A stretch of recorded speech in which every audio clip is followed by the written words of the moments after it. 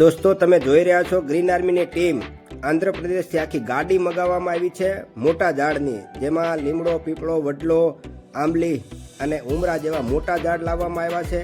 અને આવનારી પેઢી એટલે કે સુરતની અંદર આપણા બાળકો મોટા થઈ રહ્યા છે, એમને ઓક્સિજન ન ઘટે એ માટે સતત કામ કરતી સેવા અને પોતાનો પરસેવો પાડી અને પરસેવા એટલે લોકોની સેવા કરતી સંસ્થા એટલે green army charitable trust.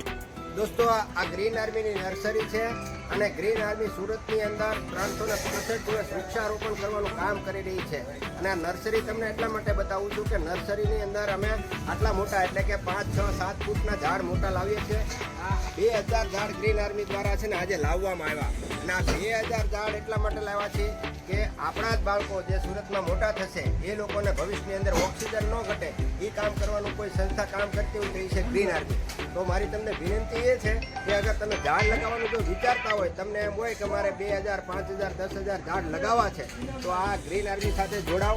Green army આ ઝાડ આંધ્રપ્રદેશથી વેચાતા લાવે છે, એટલે કે 200-250 રૂપિયાનું એક ઝાડ લાવે છે અને સુરતની અંદર અલગ અલગ વિસ્તારમાં નિસ્વાર્થ ભાવથી લગાવે છે. તો તમે જો વિચારતા હોય કે મારે ઝાડ લગાવવા છે તો અવશ્ય ગ્રીન આર્મી સાથે જોડાવ અને આ સેવા યજ્ઞમાં સહકાર આપો. Thank you.